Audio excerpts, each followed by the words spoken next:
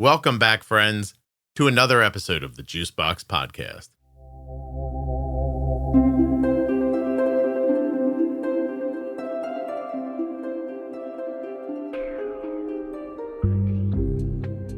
I'm Elle, or Ellishia for my long name, and I'm a diabetic. It's actually spelled phonetically, but you'd be surprised the amount of people that get it wrong. If this is your first time listening to the Juicebox Podcast and you'd like to hear more, download Apple Podcasts or Spotify, really any audio app at all. Look for the Juicebox Podcast and follow or subscribe. We put out new content every day that you'll enjoy. Want to learn more about your diabetes management?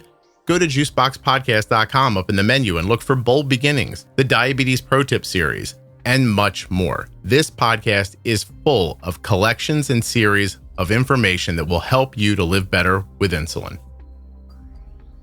Nothing you hear on the Juicebox Podcast should be considered advice, medical or otherwise. Always consult a physician before making any changes to your healthcare plan. This episode of the Juicebox Podcast is sponsored by the twiist AID system powered by Tidepool that features the twiist loop algorithm, which you can target to a glucose level as low as 87. Learn more at twiist.com/juicebox. That's twist with two eyes.com/juicebox. Get precision insulin delivery with a target range that you choose at twiist.com/juicebox. That's TWIIST.com/juicebox. This episode of the Juicebox Podcast is sponsored by the Contour NextGen blood glucose meter. Learn more and get started today at contournext.com/juicebox. This episode of the Juicebox Podcast is sponsored by US Med. usmed.com/juicebox or call 888-721-1514. Get your supplies the same way we do from US Med. I'm Elle, or Ellishia for my long name, and I'm a diabetic. Ellishia, I was so excited when I saw your name this morning pop up in front of me because I pronounced it correctly in my head. Oh, I love that for you. I was super excited. It's actually spelled phonetically, but you'd be surprised the amount of people that get it wrong. I believe. Do you want me to call you Elle, though? Whichever. Okay. So, not fast. Okay, Elle. So listen, my brain's obviously not right because every morning I wake up to someone's name in front of me. And the first thing I have to do is type it somewhere else. So I look at it and then I transfer my eyes 6 inches to the left and go to type it and can't spell it. I don't retain what the name is. I look at it and then I go, oh, okay, I'm going to type it now. And then it's gone. And then I have to look back again. And for some reason, I looked at yours today and I was like, Ellishia, huh? And then I was like, I think I said that correctly. You did. I'll give you that. You said it correctly. Thank you. And then when I went over to type it, I could type it. Wow. So I saw, anyway, here come the emails. Scott, you have ADHD, blah, blah, blah. Like, it's fine. Anyway, tell me a little bit about yourself. How old are you now? So I'm 24. I have a very ordinary life other than obviously the insulin. I live at home with my partner and my 4-year-old. Yeah, I'm quite a boring person. I'll be really honest with you. There's not a lot to me. I'm very one-dimensional. I work. I'm a mum. Obviously, the reason I'm here is because of my diabetes. But yeah. I take this as a challenge because I don't believe that you're a boring person. We're going to find out more. How old were you when you were diagnosed? So I was 15 when I was diagnosed. Originally, I was diagnosed with type 1 diabetes. So, yeah, it's a crazy story, even just my diagnosis. My dad was a type 1 diabetic all of his adult life. And because of that, he had this irrational, kind of rational in hindsight, fear that one of his children would get diabetes. So he'd regularly finger prick us and, probably once a month my whole childhood. And one time he did my finger and it came back at like 11, which for all you Americans out there, that's like 200. So just on that cutoff, immediately took me to the GP, and after a barrage of tests and an oral glucose tolerance, and they said, yeah, we think you've got like the very beginnings of type 1 diabetes. So they popped me on insulin, and fast forward a couple of years after being on a pump and all of that good stuff, I just kept hypoing.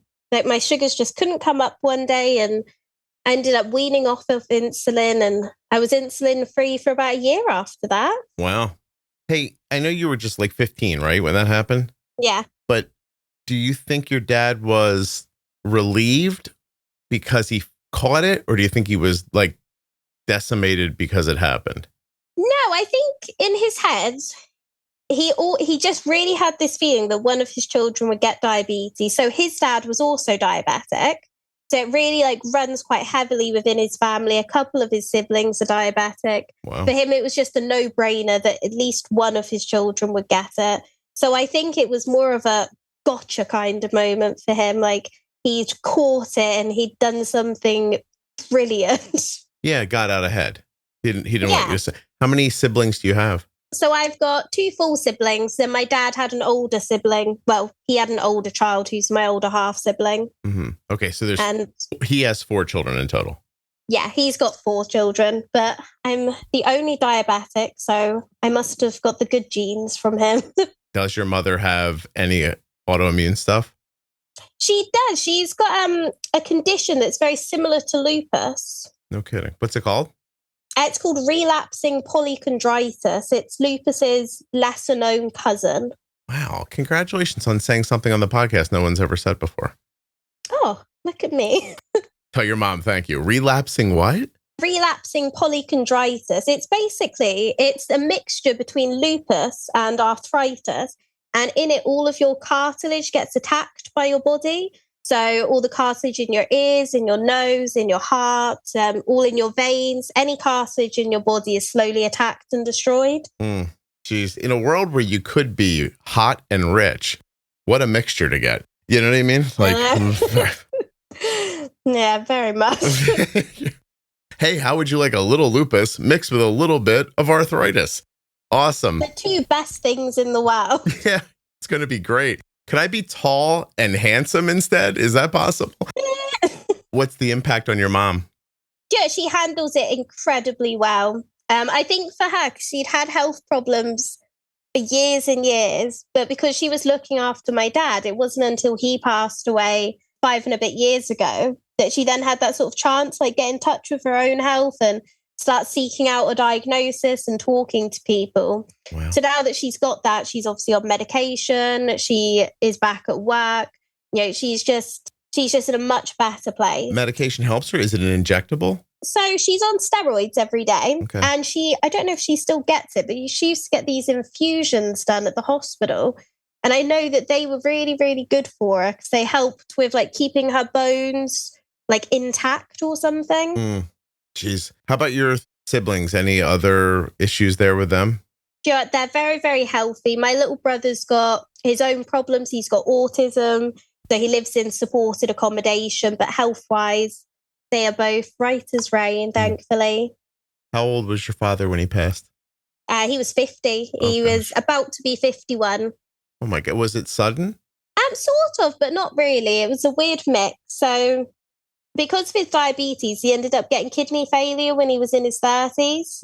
But he wasn't diagnosed until he went to stage 4 kidney failure. So he went on dialysis and he ended up getting a kidney transplant when I was 14 or 15. But then what people don't tell you about kidney transplants is the medication that you're put on is very, very harsh. And I don't want to put anyone off of it because they're absolutely amazing things that save people's lives. But my dad got a rare complication where all of the immunosuppressants and everything he was on caused him to get cancer or, become more susceptible to cancer. Sure. So then he got cancer and he didn't go very well with that. And because he was also an alcoholic, which didn't help anything, he got liver failure and he got something called Korsakoff's, which is an alcohol-related dementia. And all of those things sort of came together and created this perfect storm where he ended up in hospital in DKA with liver failure. His kidneys had gone and there was nothing they could do. Oh, I'm sorry. That's terrible. It was awful. Yeah. The other people in his family line with type 1, do they have similar like poor outcomes or is it different for them? No. My granddad Bunny, he lived until he was 96, 97. He was very, very old when he passed away. and he'd had type 1 since World War II. So they're all doing pretty good for themselves. Hey, wait, his name is Bunny? Yes. That's like that's his name, or that's what you called him? No. His real name was something weird like Edgeworth. Yeah, but he had a lot of kids, so people called him Bunny. Oh, I got you. I see it now. Did he have all those kids with the same lady? Well, he had 8 with my nanny, and then he had an unknown number with one of her friends. With what? Did they call your nanny Tired Uterus and him Bunny, or what did they have a name for her? No, she was just Nanny. Yeah. Do you remember 9 minutes ago when you said you had a boring life? I have a very boring yet slightly interesting life. I will give you that. You just said my granddad Bunny, who lived to be 96 with type 1 diabetes since World War II, had 8 children with my nanny and a bunch of children with her friends. My dad, Hold on, your mom has a thing I've never heard of before. Your father died of 3 different things that were trying to kill him all at the same time. And everyone in your family has type 1 diabetes. Well, not everyone. Well, I mean, a lot of them.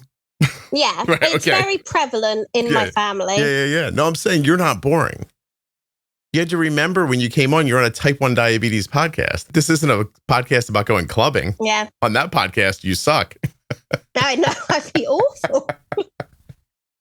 Also, tell people where you're from, because it sounds like maybe Nebraska or... No, so I'm from a little place in England called Northamptonshire. For those who don't know England, it is just north of London. Very nice. Your accent's lovely. You're making my day. Thank you. Absolutely. I want to dig a little more in, though. So you said in your intake that you wanted to talk about your dad. So, this is good, right? You're okay with all this? Yeah, no, I'm absolutely fine with it. Okay. I actually said that so that the people listening would realize that this is what you wanted to talk about and that I wasn't just digging through your father's death, just heartlessly. You understand what I'm saying? Oh, because you just love digging through people's trauma. Exactly. It's my favorite thing to do. Actually, on the list of other things I have to do today, this would be probably going to be the best thing I have to do today. So I see a lot of paperwork in front of me, and I think it's tax time and a lot's going on here. So yeah, it's horrible. Nevertheless, if your grandfather, your father's father, had such an amazing outcome, did his style of management not transfer to your dad? How do you think it went wrong for your father? And do you think you're going to pick up a different style, or are you worried you'll follow in your father's footsteps? ContourNext.com/juicebox. That's the link you'll use to find out more about the Contour NextGen blood glucose meter. When you get there, there's a little bit at the top. You can click right on blood glucose monitoring. I'll do it with you. Go to meters, click on any of the meters. I'll click on the NextGen, and you're going to get more information. It's easy to use and highly accurate. SmartLight provides a simple understanding of your blood glucose levels. And of course, with second chance sampling technology, you can save money with fewer wasted test strips. As if all of that wasn't enough, the Contour NextGen also has a compatible app for an easy way to share and see your blood glucose results. ContourNext.com/juicebox. And if you scroll down at that link, you're going to see things like a buy now button. You could register your meter after you purchase it. Or what is this? Download a coupon. Receive a free Contour NextGen blood glucose meter. Do tell. ContourNext.com/juicebox. Head over there now, get the same accurate and reliable meter that we use. The brand new twiist insulin pump offers peace of mind with unmatched personalization and allows you to target a glucose level as low as 87. There are more reasons why you might be interested in checking out Twiist, but just in case that one got you, twiist.com/juicebox. That's twist with 2 eyes.com/juicebox. You can target glucose levels between 87 and 180. It's completely up to you. In addition to precision insulin delivery that's made possible by Twiist's design, Twiist also offers you the ability to edit your carb entries even after you've bolused. This gives the Twiist Loop algorithm the best information to make its decisions with. And the Twiist Loop algorithm lives on the pump, so you don't have to stay next to your phone for it to do its job. Twiist is coming very soon. So if you'd like to learn more or get on the wait list, go to twiist.com/juicebox. That's twist with 2 eyes.com/juicebox. Links in the show notes, links at juiceboxpodcast.com. So I think, looking at my granddad Bunny, because he was diagnosed in the 40s and things were very, very different back then. So from what he said, they didn't even know that carbs affected your blood sugar, or at least he didn't know. If the wider community knew, maybe. They didn't test blood sugar. They did insulin almost at random. There was no sort of titrating your doses or anything. I'm not saying it was luck, but I think for Bunny, a lot of it was pure luck. He thought that he had an allergy to a lot of food, so he avoided them. And those foods were very high carb foods. So I think that helped a lot in keeping his blood sugar under control. Mm-hmm. And then when he had my dad, because he managed things in such a haphazard, lucky kind of way, there was no good management for him to pick up on, if that makes sense. It does. From my dad's point of view, Bunny just lived his life, and, diabetes was never a problem. And he somehow, came out with no complications. Like, I think the biggest complication Bunny got was his eyes were a bit messed up. That's to be expected when you're that old anyway. I thought you were going to say his sperm worked too well, but... I mean, it did, which is quite rare in diabetics. Yeah, so I think with my dad, he didn't have like a good role model to follow. And I think he just didn't want to accept it. He was like 20 or early 20s when it first became a problem for him. And at that age, especially as a young man, like, you don't want someone telling you what to do you? It's just the last thing you want is suddenly be told that you're diabetic and you've got to test your blood sugar. And I don't know if carb counting was a thing when my dad was diagnosed, but let's say it was. Yeah, that's a lot to take on at that age. Yeah. And he just decided not to take it on, basically. So when you're diagnosed, does he have a message for you around diabetes? No. He was very laid back about it, probably too laid back. He didn't know enough to impress upon you, hey, my stuff's not going well, but here's what I've done wrong. He's like, I did what my dad did. It's not working out the same way. And then do you think he felt like it was luck of the draw? Yeah, I think very much so. And I think there was... So, for example, when I was diagnosed, my dad was still on mixed insulin, which is a very old-fashioned type. He'd never moved to carb counting or anything. 9 years ago? Yeah. Wow. Okay. Sorry, I didn't mean to cut you off. Go ahead. No, he just refused. He'd never changed. The idea to him of carb counting was so alien. So when I was diagnosed and I was obviously put on a basal bolus like the rest of the modern world, to him that was brand new. That was nothing like he'd ever known before. Yeah. And he didn't really take much interest in it. I tried to encourage him several times to ask them about going on to it, but it didn't match with his lifestyle. Does that weigh on you at all that you had that knowledge and couldn't transfer it to him? It used to. I think I used to hold a lot of anger to him because I used to think, well, it's not that difficult to manage, and it's not that difficult to sort of ask for advice and ask for help if you're struggling with it. Mm-hmm. But I think the older I get, the more I realize that actually he had a lot of other stuff going on in his life. And the idea of managing blood sugars on top of it was probably just an extra thing that he didn't really need or want to do. Something that he wasn't brought up with, he didn't understand. Yeah. Yeah, it probably didn't seem necessary because his dad's, I think it didn't seem important. He always, as long as I can remember, he had this view that he was dying anyway. So there was like no point doing a lot of stuff. There was no point. Oh, sorry. Someone's at the door. Tell people what it is. Okay, that's just my delivery. Oh, I thought you were going to say parcel again. She said, go get it. I'll be here when you come back. Don't worry. She said parcel earlier, and I was so excited for her to say it again. And then she said delivery, which is very boring. All right, guys, while she's gone, I'm going to tell you that this chameleon is staring at me. He's just looking and looking. He won't look away. Look away. You're making me uncomfortable. I'm trying to talk to Elle about her family. It's not my fault you didn't want to eat yesterday. I gave this one a perfectly good silkworm yesterday. Stared at it. Now he's staring at me like, why won't you bring the silkworms? Sorry about that. I'm back now. Sorry. No, I was talking to the people. Am I allowed to know what's in the box? Oh, no, it's just moving stuff. We're getting ready to move house. So we've been ordering boxes and tape and bubble wrap and giant cling film and all of that good stuff. Are you moving because you want to move and you're upgrading, or are you being booted out? What's going on? We're buying our first house, so it's really exciting. Congratulations. Yeah. it just feels very nerve-wracking because we've given our notice on the place we're in now because that's rented, but we don't actually have a date to move into our new place. Can I give you some advice from an older person? Oh, go for it. I'd love advice. It'll be fine. I'm sure it will. Keep doing it. Keep making the best decisions you can day by day, and everything will work out. Yeah, and then we'll be in our nice house and it'll all be good. Will it be a cottage in the woods that has moss on the roof, like in all the stories about England? No, do you know what? It's nothing like that. I didn't think it was. It's a new build, 3-bed detached, in a brand new estate. Good for you. Hey, why are you so successful at a young age? What's going on? I don't know. I just do me. And it's working out? It seems to be. Everything always works out. That's the funny thing about life. Then why are you worried about the bubble wrap thing? I told you it would be. See, you know it'll be okay. I know. It'll be okay, but it doesn't mean I can't stress.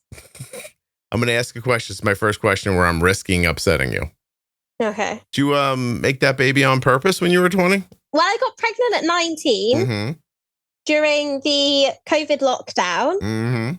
And we were very, very excited to find out that we were pregnant. It was a bit of a surprise, but a very exciting surprise. Good. How long did you know that boy before you got locked up with him? Oh, yeah, a good little while. We started going out the November, moved in March when the country went into lockdown.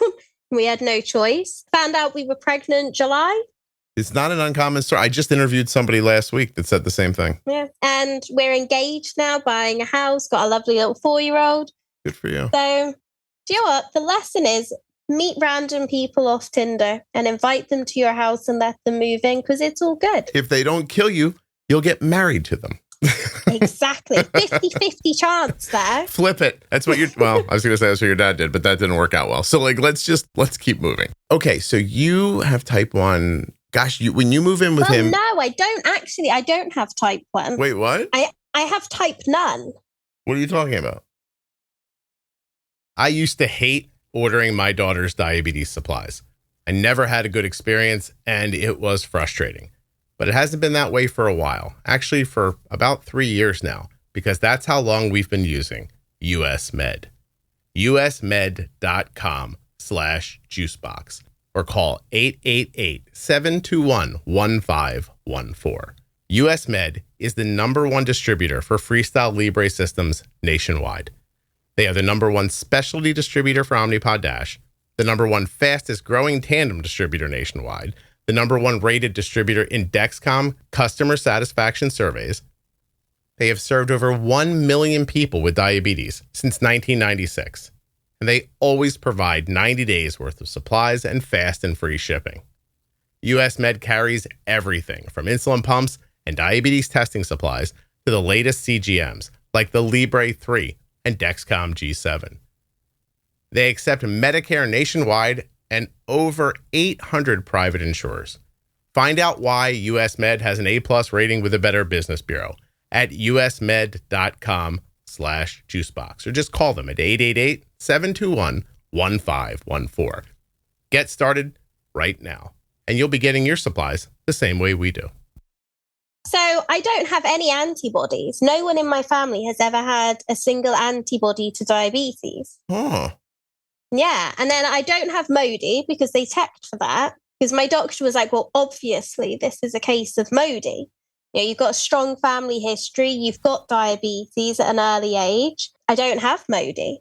But then I don't have type 2 either. Well, wait a minute. How come no one's ever said this on the podcast either? I don't know. There's loads of people like me walking around England. I like that you don't think you're special. Why do you not think you're special at all? I don't know. I don't think I am. I think I'm just a very ordinary person. You're just a 24-year-old person who met a guy on Tinder, fell in love, had a baby, is buying a house. Yeah, we got a little fairy tale. Yeah. I mean, a lot of people are out there like swinging for that fence. They can't find it. I think the key is you just have to be like obnoxiously optimistic with life. I agree with that. How did you find this podcast? And are you in my Facebook group? I am in your Facebook group. I'm always asking stupid questions on there. You'll probably see me at some point. You'll probably see me giving a stupid answer, so that'll be perfect. Wait, what did I ask you before that? So finding the podcast. Yes. after I gave birth to my little one in 2021, my sugars started going up again because I've been off insulin for a year or so at that point. Right. And then I went on metformin. I went on, I can never say the name of it, but like glycoside or however you say it. And it didn't work. So I ended up back on basal bolus routines and I hated it. You know, I absolutely hated it. I was very like upset with my life. I felt like what the doctors wanted me to do was just going to kill me.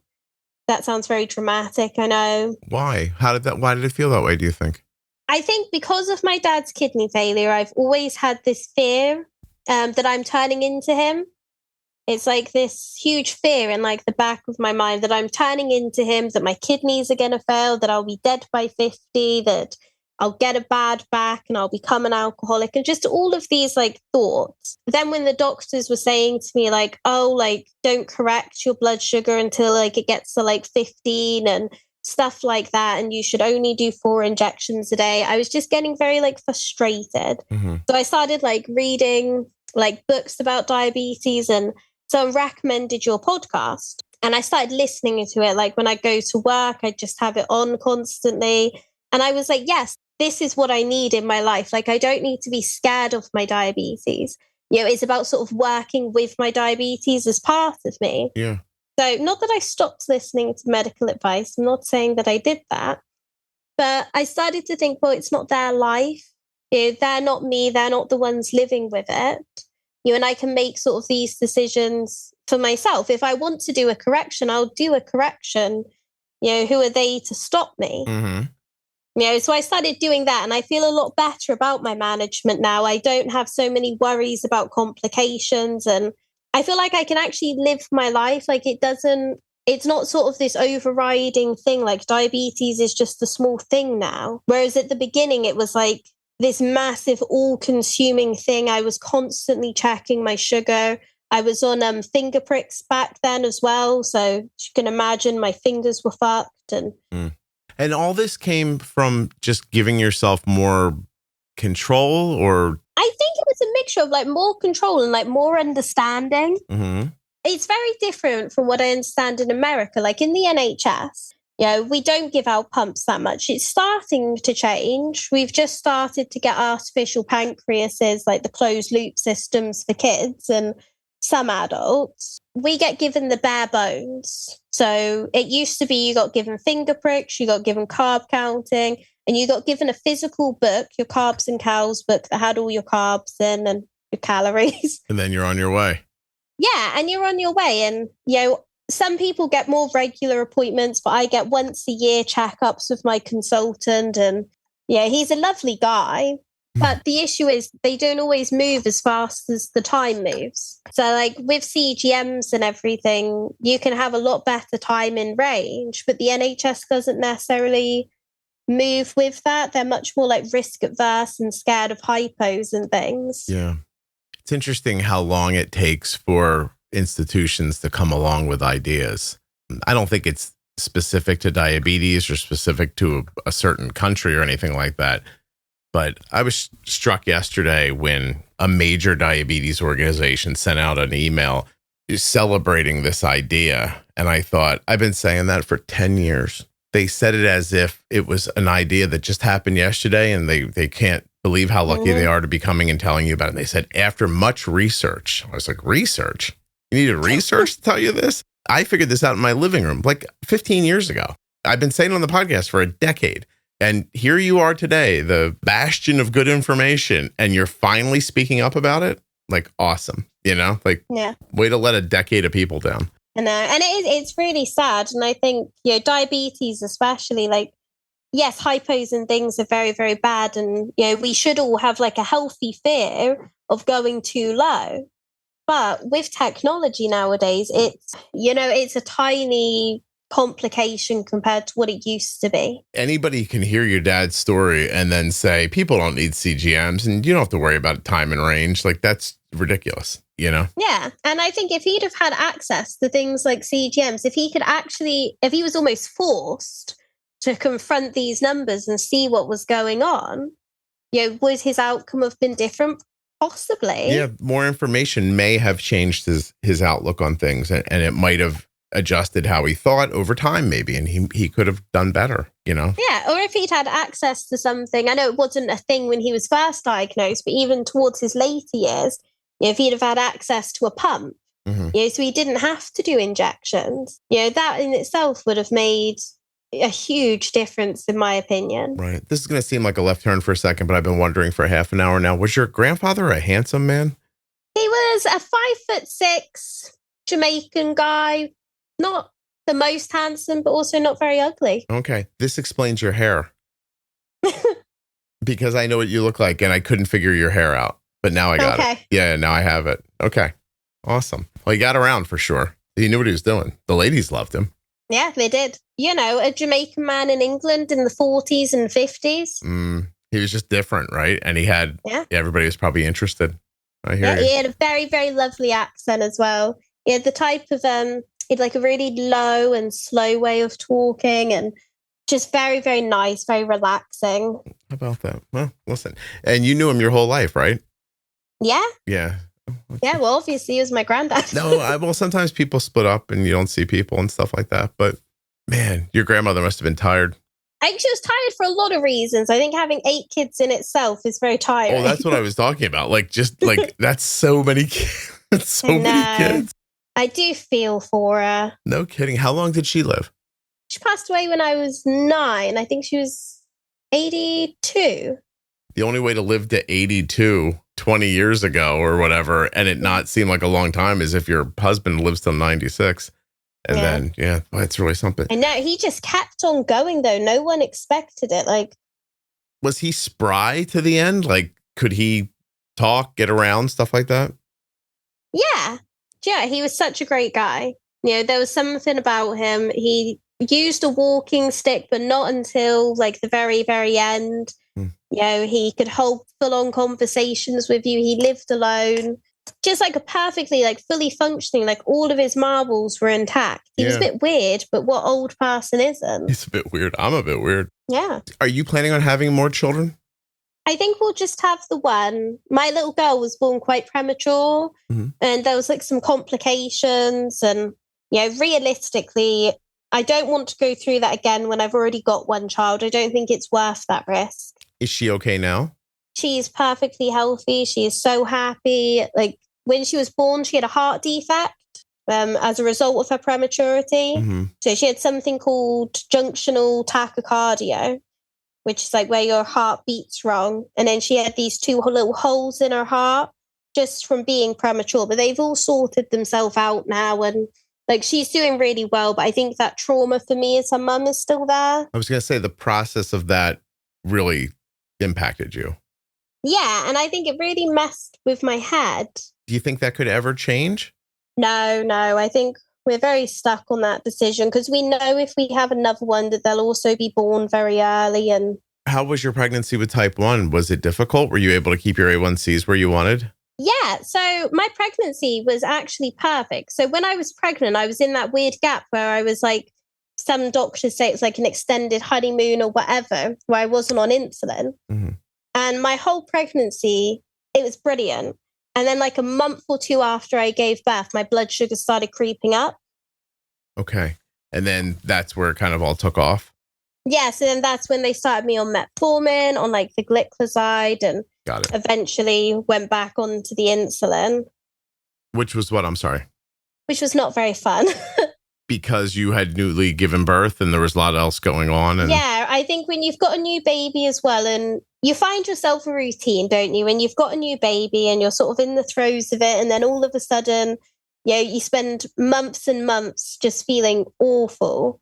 Because the issue is, despite the medications, my blood sugars were just climbing and climbing. They weren't controlled at all on them. So I wasn't feeling any better. And then I was getting side effects from the drugs that they were giving me. Oh, gosh. I ended up breaking down to the consultant and just saying, I just can't do this. I just physically can't do this. And he said, well, we'll do a C-peptide and just it tests your insulin levels and see what's going on. And then they found I've got quite a low C-peptide, but it's a bit higher than a type 1 diabetic. Low C-peptide, but higher. Oh, what was it? It's 0.4. Okay. How involved is your soon-to-be husband in your diabetes? Oh, I would say like a 0. Is that your doing or his? I think it's just how we've both fallen into it. If I have like a hypo or something, he knows about it. He follows my Dexcom so he can see all my readings. But in general, there's not really a reason for him to be more involved. Have you been taking care of it by yourself your entire life? I mean, your father didn't have knowledge about it. Was your mom helpful? No, I don't. My mum wasn't very helpful with it. I don't think she ever saw a need to be. Did you see a need for her to be? No, because I think when you're 15 as well, it's a very awkward age to be diagnosed. Mm-hmm. You know, I know, like, looking back at how I was, you know, I thought I was this really small adult who could do everything. And I think it would have been nice if my parents supported and helped a bit more. But at the same time, I do get it that if your child's saying that they've got this and they know what they're doing, you just sort of leave them to it, don't you? Not me. I'm a bit of a hardhead. What happens if 10 years from now, God forbid, I hope this doesn't happen, right? Your daughter gets type 1 diabetes. She says, Mom, don't worry. I don't need help. I've got this. What do you say? Oh, I don't think she's got it. Did you have it when you were 15? No, I don't think I did. Put it in perspective. One of the first things I did, came out of hospital at 15, and I just announced to everyone, I was like, well, that's it. I'm not eating carbs anymore. And I put myself on a low carb diet, and no one like batted an eyelid. No one thought to have like a conversation with me about it or, you know, challenge those ideas in my head. And I stayed on this low carb diet for 3 years. Wow. How low? How many carbs a day? Probably not as low as I thought I was eating, being a teenager. I'm eating low carb. Give me a biscuit, and we're going to put that with this. A little gravy on that. Yeah, but I would say like still probably under 50 carbs per day. Still, I mean, that's it's not pretty low. You're holding yourself up against people online who are like, I had 4 carbs today. But like that's, yeah 50's a small number. It was nowhere near as much as some people who are really good at it and take it very, very seriously. Like I still eat like fruit and things like that. Mm-hmm. But I didn't eat any sort of like bread or pasta or rice, you know, those sort of typical starchy carbs. What happened 3 years into it? Did you see a piece of bread again or what happened? No. So 3 years into it, I just gave up one day. You know, as teenagers do, you just sort of wake up one day and you think, well, what the am I doing? I haven't had a pastry in 3 years. I haven't had a Starbucks. Like, why am I doing this to myself? And why were you? Like, once you ate more carbs, did it change anything? No, not really. I don't think my life like dramatically got better or worse. What about your management? Did it get easier or harder? Neither. Mm-hmm. I think it just changed. Because even when I was doing low carb, I was still doing like my Nova Rapid for things. Mm-hmm. You know, I was still very, very cautious. I was still having to correct seemingly all of the time. And I can't remember, I might have been on the pump when I stopped low carb already. Oh, yeah, we haven't even talked about that. How do you manage today? So today I'm on just a simple MDI. So my little injections, I take Levemir and something called Fiasp. Do you guys get Fiasp in America? We do. How come you're using Levemir, though? I would love it if you were using something more modern for your basal insulin. That's a personal choice to do Levemir. Why? Tell me. So I tried Tresiba in the past, Mm-hmm. which is like that ultra long acting. And it works quite well at like keeping things very steady. But I wasn't a huge fan of it. And then I tried something called Semglee, which is the same as Lantus. It's just an off-brand version Mm-hmm. because the NHS loves its off-brand stuff. And I really hated Lantus. Like I absolutely despised it. Levemir, you like? Do you split it? Do you shoot it every 12 hours? I do a split dose of Levemir. What I love about it is I feel like it just gives me so much more flexibility. Yeah. You know, I found that a lot of people, they have like a basal dose and then they just keep it as that. So every day they'll take however many units and they'll do that forever and ever until they have to change it. Mm-hmm. Whereas I constantly change my Levemir dose. So if I know that, for example, Christmas is my biggest one, I upped it by loads. I'm not recommending that to anyone. But for me, I know that I eat an awful lot over Christmas. You know, I'm constantly snacking, I'm cooking, I'm eating as I cook. So when I up my morning Levemir, I have that sort of flexibility to be able to do that without worrying so much. And then if I know that I'm going to be doing a lot of exercise, or if I've got things, I'll drop my Levemir. If I've been ill, I can up it, and it just gives me a lot more flexibility. Whereas like Tresiba, I couldn't do that at all. That's so thoughtful. And I'm really pleased that you shared that. And at the same time, what strikes me more, probably because you're half my age and you're like my son's age, I'm like proud of you. I know that's not my place to be proud of you, but like, being brought up by someone who wasn't paying attention to his diabetes, who was brought up by somebody who wasn't paying attention to his diabetes, that's an incredibly thoughtful way to manage. I think it's because of that. If my dad hadn't died and he hadn't had his issues with his kidneys, I would have fallen into that same trap as him of it doesn't really matter that much. You think your dad's passing broke the cycle of how your family takes care of type 1? Yeah, I think it massively has. I see things very different. I'm not compliant with it. If I notice that my sugars are higher than they should be, or if they're lower than they should be, I'm taking action to correct that. I don't just accept it as, well, this is diabetes. What do you expect? I'm not striving for 70% in range. I'm striving for 100% in range in a straight line. That is my goal. And you don't feel burned out or overwhelmed. This seems very natural to you. No, it doesn't. It overwhelmed me at all. Where'd you learn to split the Levemir? So in England, we usually do split Levemir. Good. That's how like the sort of standard. But yeah, and then I just sort of work out how much I want to take based on me. Your dosing's up to you with the NHS. Like you've got nurses and doctors that can support you with it. But once you've learned the basics, it is up to you how you dose and when and how. It's clear to you that you're allowed to adjust doses? Oh, yeah. No one really cares. Because here, the idea from a lot of people is like, you don't touch it, we'll tell you when to touch it. Oh, no, you would be dead if you left the NHS there. I mean, I only see someone once a year. Yeah, I got you. My doses change way more than yearly. Arden used Levemir when she was first diagnosed. We used to split it. I love it. I think it's the best insulin. Wow, that's awesome that you found something that you can use like that. It takes more effort and some paying attention, but it takes getting used to. But I think when you're on daily injections rather than a pump, it gives you sort of the closest to that flexibility of a pump. Obviously, with a pump, you can adjust your background, freely whenever you need to. Yeah. I was thinking earlier, you're acting like your own algorithm with your basal. Like, I'm going to eat more this week or today, or I'm going to go running or whatever. And you're making adjustments to your basal that way. Yeah. And it's one of the reasons I wanted Levemir. I think, I've listened to your podcast so much. And obviously, most of what you talk about revolves around insulin pumps. And at first, I thought, oh, well, this is so frustrating because I don't have a pump and I can't get a pump.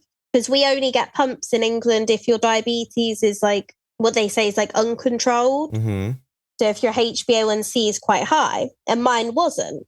And I used to get very frustrated. And then I thought, well, why am I getting so frustrated? The principles are no different. It doesn't matter if I'm on a pump or if I give myself insulin. The key is making it so I can have that flexibility. All a pump does is give you flexibility. Yes, you can't have it as much when you take injections. I can't do really tiny doses, but I can still do 0.5 unit corrections. Elle, this is the closest anyone's come to making me cry so far this week. So thank you, because I've been saying this forever. Like, I know that if you're listening and it's like, oh, everybody's talking about pumping, I don't think we are. Like, I think we're talking about insulin timing. Yeah. Yeah. I think we're talking about the amount of insulin you use and when you use it. And I genuinely believe that you can do that with MDI. You just have to be willing to shoot a little more frequently. Exactly. I take probably 7 to 10 injections every single day, which is way more than, when the NHS says you should do 4. If you do 4 injections, you're not going to have good control. It's impossible. Yeah. We snack. We're humans. I don't know anyone that doesn't snack, for example. If you don't inject for your snacks, you're going to go high. I swear to you, this is the happiest I've been in a while making the podcast. Bless you. I'm seriously, like, to hear you say that at your age too, which I know you've been a fully formed adult who knows everything that they need to know since you were 15. You mentioned that earlier.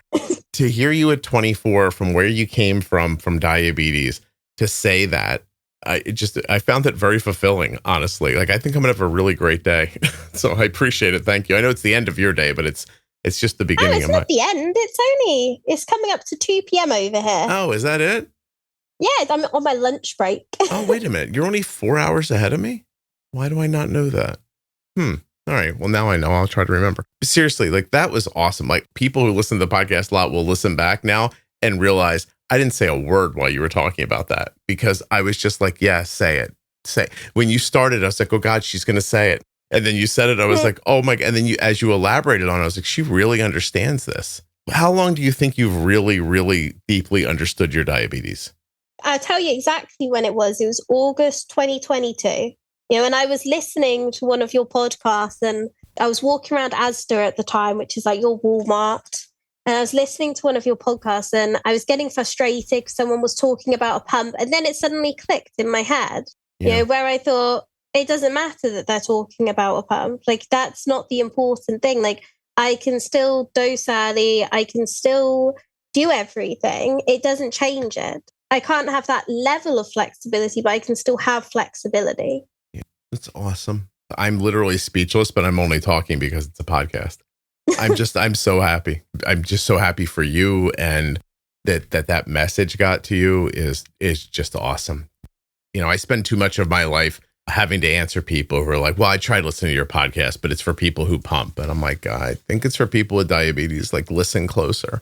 Yeah. Yeah. And I think there does need to be more representation in the world for people on injections. Yeah, of course. But the problem is the people like you don't step up very often to be on, Yeah. Even at that, it took us 40 minutes for you to say that you were MDI right now. Yeah. And I guess it's because when you're MDI, it's normal for you. Like, it's not a big part of my diabetes management. And I forget that for other people, it can feel very scary. Yeah. No, I imagine. You are wearing a CGM, obviously. Which one? So I wear something called the Dexcom One Plus. Oh, really? The NHS, the beautiful, lovely thing that keeps me alive. Looking for a deal, are they? What's going on over there? They are. So they look for a deal. And a couple of years ago, the NHS said that all type 1s, or people like myself that aren't quite type 1, but the closest that we fit in, need to have a CGM on the NHS. And the NHS said, oh, that's very, very expensive. So they went to Dexcom and they said, do you mind making us some cheap CGMs? So they came up with the Dexcom One, which was basically the G6, but it didn't have some of the special features. Like, you couldn't share it, you couldn't calibrate it, just a very pared down version. And now we have the One Plus, which is the G7, but it's pared down. But we can still share that one. We can calibrate it if we want, but you don't need to. And it looks the same as a G7. You have a Dexcom, but it doesn't have leather seats or interior lighting or anything like that. Yeah, it's just a basic one. And the benefit of it is, it's completely free of charge to me. I don't pay for my prescriptions. All my Dexcoms are free. My insulin is free. And, for that, I will take a budget version. Yeah, I want to be clear. I would too. If somebody would like to offer free ones. I would take a budget version. I do not need the Dexcom G7, and I cannot afford to pay for that privately anyway. Yeah, no. Okay. Well, listen, how could you afford? You're 24 and you're buying it. Do you ever step back and say, we're 24 and I'm buying a house? I do. I say it to my partner sometimes. I'm like, oh my God. Like, how did we get to this point? Yeah. Is it easier to own a home there than it is here? Like, what is it? I'm not understanding. Well, I don't know. I don't know how much houses cost in America, but it's very expensive over here. No, I mean, it's expensive here too. I don't know what the median house cost is here, but like, you have to put 20% of your purchase price down in cash when you buy. Oh, no. See, in England, we only have to put a minimum of 5%. That would be easier. So that's probably a big difference there. So we do 5% deposits or 10% deposits as like the standard. And then you just pay like your mortgage and everything. How long does the mortgage go for? So we've got a very long mortgage. We've got a 36-year mortgage. Oh, wow. Yeah, here 30 is typical. Yeah, I think 30 is quite typical over there as well, but we've gone for a longer one just because of finances. How much does your daughter know about your diabetes? Do you know what? She's actually extremely adorable with it. So when she was very little, she used to pretend to give herself injections, but had like no sort of concept of it. Mm-hmm. And then she got to a point where she thought that all mummies had diabetes. Like when you became a mummy. Oh, you got diabetes with the baby. Yeah, basically, which I thought was very, very cute. But now that she's just turned 4 now, so she understands that sometimes mummy's poorly, and that means that mummy needs sugar. And she's very, very good with that. If she notices me lying on the sofa, even if I'm just relaxing, she'll go into our snack cupboard and she'll appear with like a cookie or something. And she'll be like, for your diabetes. And I'm like, oh, I'm not going to say no. I'm not going to say no. I am actually not feeling poorly, but will take this cookie. Thank you very much. Yeah. And in the morning, she started a new thing where she asks to see what my sugars are. Oh, really? So like she'll wake up and I check my sugars. I do a finger prick every single morning, even with my Dexcom, just to make sure. It's like force a habit. And then she started asking, she's like, oh, mummy, what's your sugar? She's like, are they white? Are they yellow? Oh. Yeah. And then I'll show her. And then she's always so like proud of me and pleased. She doesn't know what it means. Right. Do you guys have glucagon there? We do, but I don't actually have one. Because the NHS doesn't provide them anymore. They used to. So when I was 15, I had one and I'd have one on me at all times, one at home and like one at school or something, like however it was. So then when I went on insulin again, I was like, oh, can I get a glucagon? And they were like, no, you can't. We don't care anymore. Sorry. Yeah, they only give them to children and people that have either, I think, had a really bad hypo or at risk of a bad hypo. Interesting. I don't know why. I don't know if they're expensive or maybe some idiots did something stupid with them. I don't know if it's cost or dummies, but it's one of them. I guarantee it. Yeah, it'll be one of them.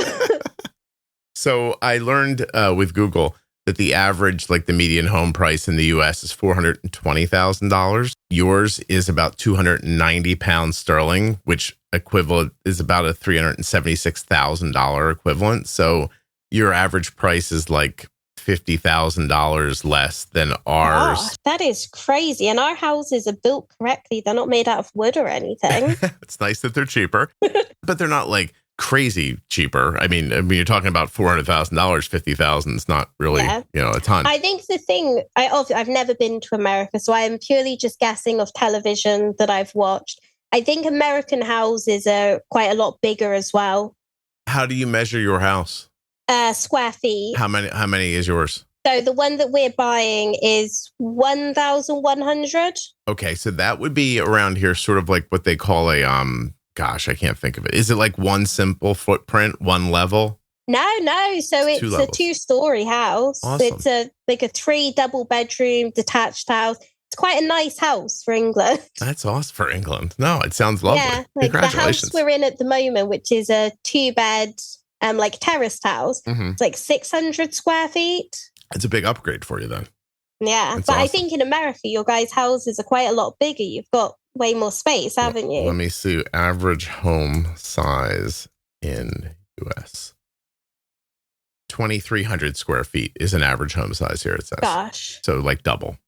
Yeah, that is crazy. That's huge. Yeah. Tinder boy, what does he do for a living? Is he selling crack or how's he making this money? What's he doing? No, he can't sell crack. I work in the drug and alcohol service. Don't say that. Wait, what do you do for a living?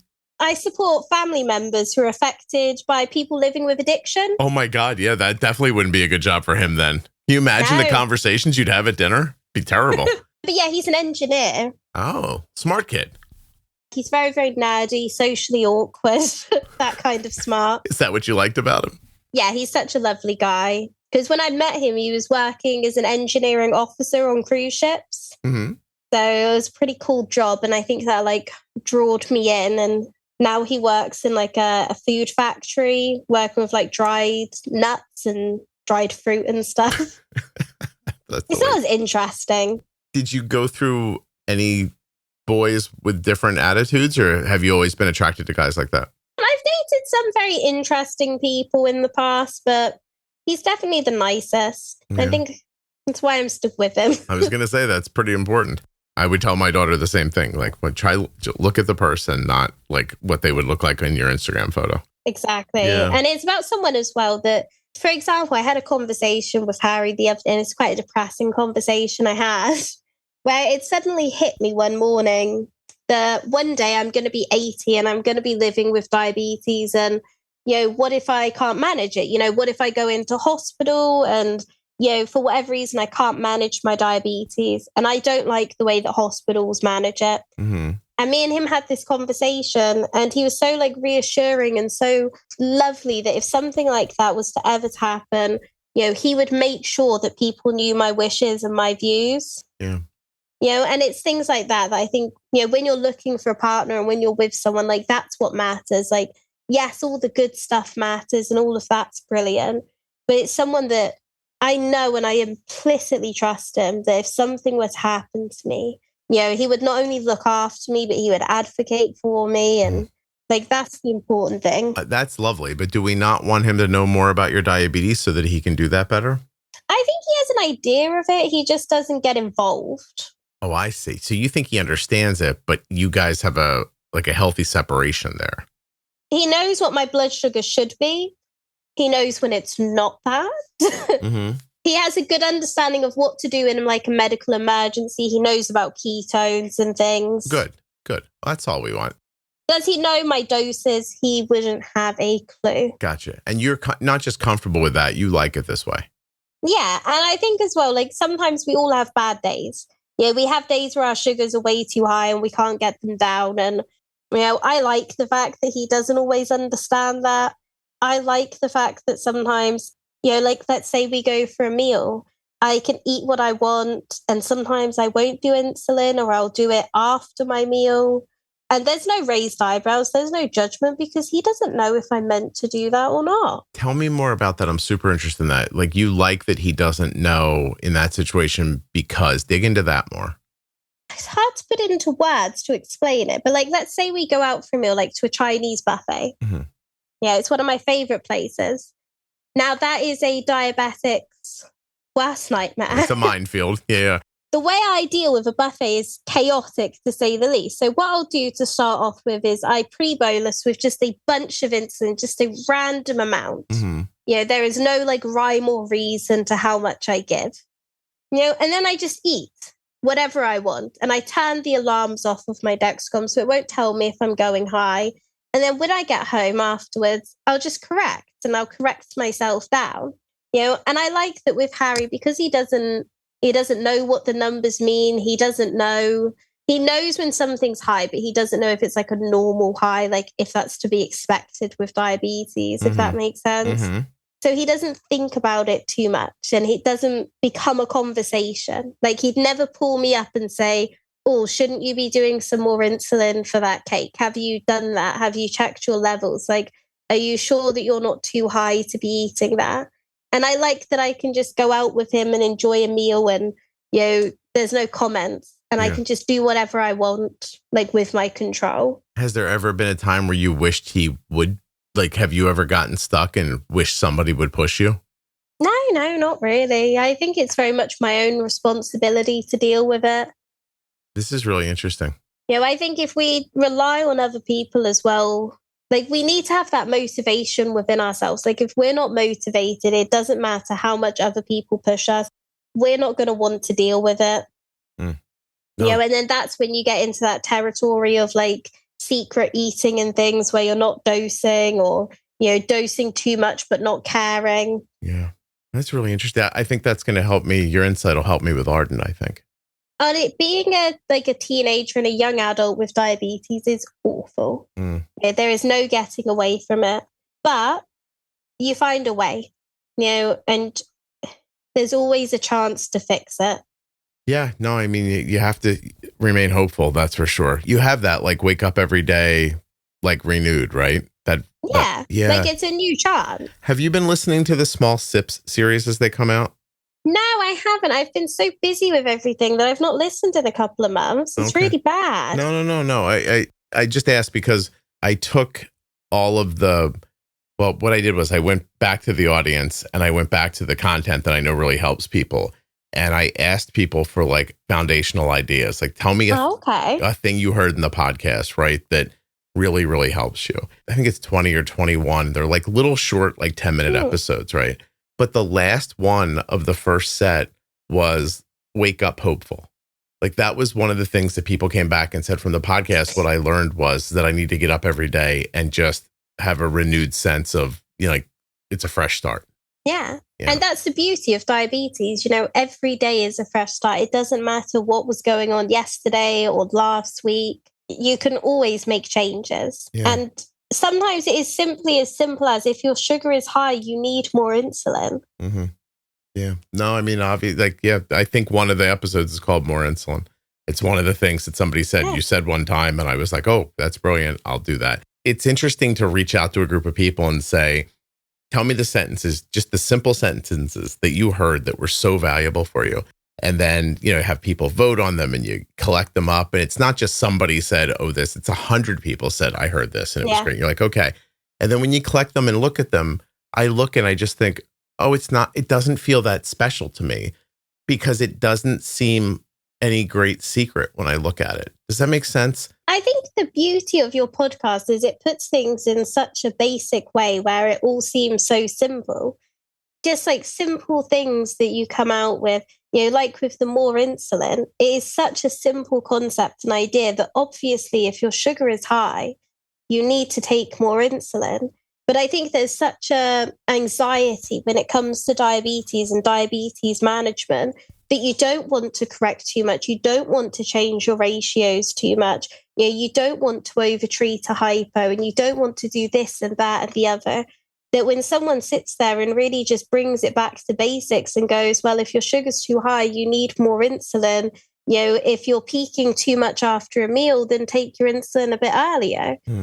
Just having someone else say that and almost confirm what you think or what your views might have been, it creates like a light bulb moment where you go, I can just do more. It's not the end of the world if I do more, or if I've already done my correction and 3 hours later it's not coming down, I can just take more. There's physically nothing stopping me. And if I hypo, I'll just eat some carbs. Yeah, I'm going to go through these with you because I'm really interested in your opinion. And then I want to ask my last question, which is wrapped around why I'm asking you the first question. So I'm looking at I brought the list up in front of me. I'm sure there'll be more small sip episodes because they've become very popular and people like shorter content sometimes. But these are the topics, right? It's diabetes is hard. Insulin used now is for later. The difference is your fear. You get what you expect. Tug of war. Are you stacking insulin? All carbs aren't created equal. Timing and amount. Using a CGM well. Stop the arrows. Swag. Meet the need. Blanket of insulin. More insulin. Low before high. Steal A1C overnight. That's just diabetes. Avoid hot takes. Trust will happen. Just smile and wave and wake up hopeful. Did I just encapsulate the entire podcast to you? Yeah, pretty much. Yeah. Isn't that something? I love that. Yeah, but when I look at the list, it's almost underwhelming to me. But I don't feel that way anymore because of the explanation you just gave me. Oh. In the end, like I broke it down. I'm like, that's it. Like, that's the genius in the podcast. You know what I mean? But like, I think it's because it's broken down so simply that it seems so simple when it's delivered. This is going to sound crazy, but when I put the list together, I was underwhelmed by it. I was like, oh, I thought like the cumulative knowledge of the diabetes podcast that everybody finds so helpful would have been more, I don't know more what. Groundbreaking and earth-shattering. Yeah. Like it would have felt like, oh my God, like I can't believe this. This is awesome. Like, I'm a genius. I need to write a medical research study right now. Lightning strike and God's talking and like, this is what the people found to be. But in the end, like the reason it doesn't feel that way to me and the reason it also works is because of what you said a moment ago. And it leads me to my last question for you. And if you have more to say afterwards, that's fine. But my last question for you is, why in the hell are you so like mature? I think that's a very complicated question. And there's not a simple answer to that. Yeah, growing up with a dad that he's very ill makes you grow up early. To put it in perspective, I was 7 when my dad got kidney failure. So I never really knew him as a well person. He was pretty much bedbound for several years. And, I had to become, I wouldn't say a carer to him. I think that takes things too far. Mm-hmm. But, I took on a lot of responsibilities at a very young age. And I think just having that experience, it makes you grow up in all areas of your life. You grow up with this kind of fragility around you, where you're very aware at how easily life can change and how important it is to hold on to that optimism and, to the good things going on around you. But and then I could go on for ages about other random stuff that's happened that makes me very grown up. But I think that's the main thing. I think just growing up in that environment. Give me one example of a random thing that happened. Oh, well, obviously having a child at 19 and, getting pregnant at 19, having her at 20. And, my little girl, she was born very premature, as I mentioned. Yeah. And the birth and everything was such a shock. I labored for less than an hour. So it was very much like, boom, all of a sudden you have a premature baby. That in itself, that makes you grow up. Dealing with my dad's death. I just turned 19 when he passed away. And he was out in France at the time because he was on holiday. So with that came a bunch of complicating things. He didn't see your daughter ever? No. Oh, gosh. No. Yeah, he never met Harry either. So my dad passed away in the October. So I turned 19 in the September, was moving into my first ever flat, got the keys to that September 30th, went to call my dad to tell him. My mum answered the phone to say, well, he's not breathing. I can't wake him up. I've tested his sugars and they're just saying HI. What do I do? And I said, call an ambulance, you crazy lady. And then he was in a coma for nearly a month. Then the end of October, he pulled out his breathing tube and died. And then November, I got with Harry. Elle, you have an insane amount of perspective that a person your age usually doesn't have. That's what this is. I think you have to. I think when you've grown up in that environment, you have to have a level of perspective because otherwise you get very depressed with your life and that doesn't help anything. So that was my question. Like, is this a decision you made or is it just how you're wired? Well, after my dad passed away, I got very depressed for several months. I really, really struggled. My dad wasn't just my dad. He was my best friend in the entire world. We had an extremely close relationship. And I wasn't very close to my mum for various reasons. We have a much better relationship now. But at the time, we weren't very close and we didn't talk. So it was like I lost not only my dad, but my best friend and my biggest support and cheerleader in my life. So I got very, very down. And then I found out I was pregnant with my little girl. And I thought, well, this can't be our life. This can't be my life and this can't be her life because she doesn't deserve this. And what is the point in spending all of my life just moping around and going to work and laying in bed and crying all the time? It's not going to bring him back, is the truth. Nothing will bring him back. And all I'm doing is wasting my happiness. And it took me a good while because I used to feel very guilty about being happy and enjoying life. I felt like his life had been robbed from him, like he'd not got to enjoy that. And, how could I be moving on with my life and enjoying things? And it sounds very cliche because, everyone always says it. But I think I started thinking, well, he would want me to enjoy my life. He probably wouldn't want me to be sat here moping. And it is cliche, but it's true. I don't know. To call it cliche, maybe it is, but you were able to break free of it and follow that. Like, that's the impressive part. And you weren't always that person. Is that right? No, not at all. Wow. I was a very pessimistic person once upon a time. Not anymore. And I was one of those people that walked around with sort of a chip on their shoulders. Really? Yeah, 100%. I know what you look like. You're like an adorable little person. It's hard to think of you that way. Oh, stop it. No, you are. It's hard to think of you that way. Like you just seem like a pleasant person. It's awesome. But I'm so proud of you and happy for you. And thank you. No, it's a pleasure to say that to you. I mean, because the alternative would have been terrible. Yeah. Yeah. Yeah. Bluntly put, it would be. Yeah. And you just didn't do it. Boy, that's interesting. You didn't go to drugs or alcohol? No, I'm very, very straight-laced and always have been. Something. And the boy doesn't do any of that stuff? No, he's never been it. Harry is a very straight-laced person. He grew up with a silver spoon in his mouth and he's very prim and proper and lovely. When he ever acts up, do you ever call him Prince Harry to make fun of him? No, he never acts up, so. Oh, look at you. He's got this boy walking the right line. This is awesome. No, do you know what? He's an absolute gem of a person. Look at that. Tinder, huh? Yeah. Look at that. Good for you. I know. You're just a modern success story. A modern fairy tale. Seriously. Do you want to call your episode that? Because I was going to call it Elle's Best Friend, but do you want to call it a modern fairy tale? That is so cute. I love it. Which one? Modern fairy tale. Okay, that's what we're calling this episode. You're done. That's it. I have to tell you something. I hope you feel the same way, or otherwise it's going to feel ridiculous. I feel like I could make a podcast with you every day. Aw, that's so sweet. Seriously, did you have as good a time as I did? Yeah, I quite enjoyed it. It wasn't as scary as I thought it would be. You thought this was going to be scary? You just told that whole story about your boring life, and you thought this was going to be scary? Yeah, I thought it would be very, very scary and... No.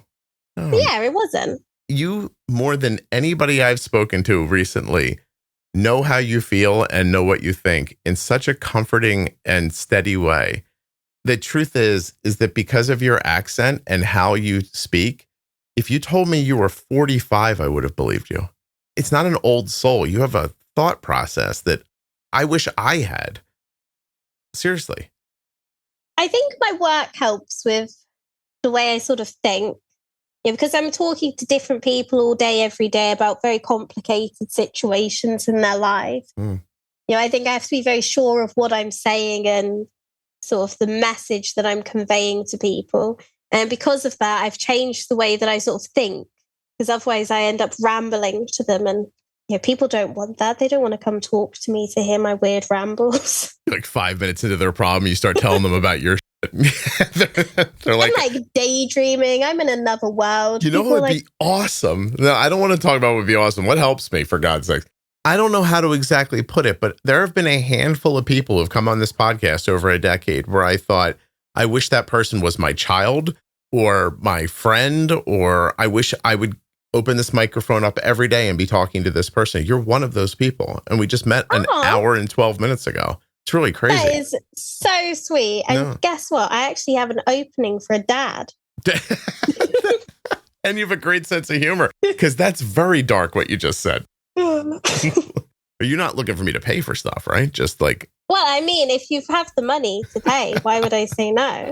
I just thought maybe you'd want advice once in a while or something like that. Oh, yeah, that would be nice as well. Like general life advice would be a huge bonus. And my dad wasn't very good at giving life advice anyway. So. Oh, I'm awesome at it. And yet my kids don't care. It doesn't matter. Like no matter what you are, people want something different. You know that? But one day your children will be very, very grateful for that life advice. It'll be the point when they stop needing it and then they realize how good of advice it was. I swear, I'm so good at it. They don't even know. And they just make fun of me. They made fun of me last night. The boy did, at least. And my wife, by the way. I was trying to... Never mind. I don't want to sound like I was... Oh, no. Go on. We were talking about like social things, and I have a perspective on one of these things because I oversee, a Facebook group with 60,000 people in it, right? Yeah. So my life is sort of like a, probably not much different than yours. Like you see a lot of people, they come and they tell you about their things, and you get a different perspective on the world and how people think and everything.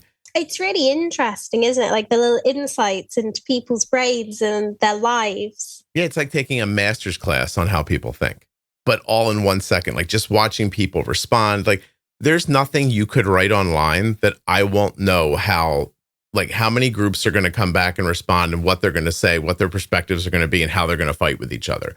Like I know instantly from that.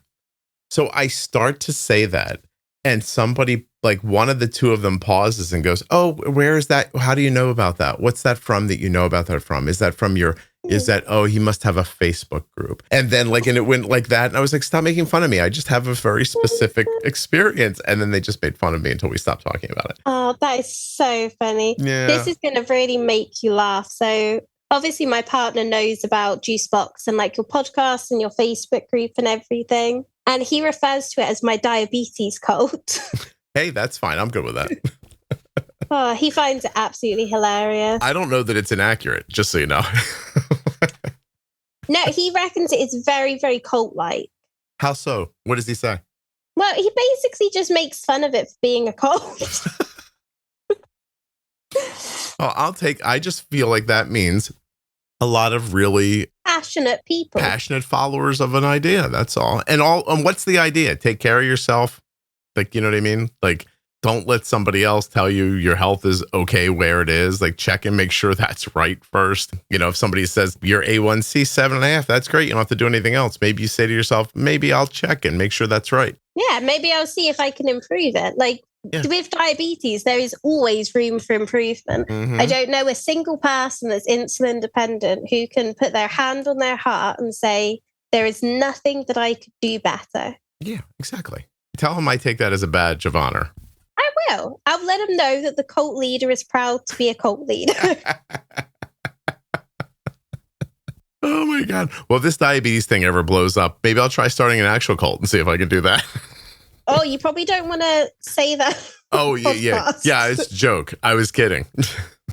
Are they illegal? They're illegal, right? They have to be illegal. Yeah, I don't think I'd be comfortable with a lot of the rules of, You'd set them up. You'd make the rules. I know, but don't you think eventually they all just evolve into having 20 wives? Isn't that how it eventually, and then everyone's dead at the end? Isn't that how it eventually goes? It is for some reason. It's very odd. They start off so normal, just like a little diabetes podcast. Oh, we'll plant some vegetables and we'll live out here in our yurts. And then at the end, everyone's running and screaming, and there's 33 wives, and the guy's naked in a tree.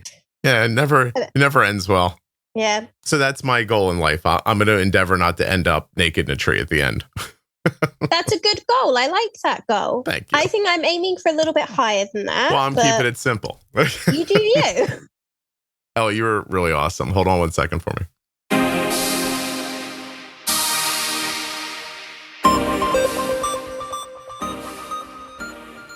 US Med sponsored this episode of the Juicebox Podcast. Check them out at usmed.com/juicebox or by calling 888-721-1514. Get your free benefits check and get started today with US Med. I'd like to thank the blood glucose meter that my daughter carries, the Contour NextGen blood glucose meter. Learn more and get started today at contournext.com/juicebox. And don't forget, you may be paying more through your insurance right now for the meter you have than you would pay for the Contour NextGen in cash.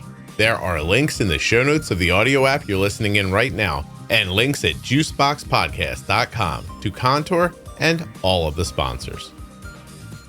The episode you just enjoyed was sponsored by the twiist AID system powered by Tidepool. If you want a commercially available insulin pump with twiist lube that offers unmatched personalization and precision for peace of mind, you want twiist. twiist.com/juicebox.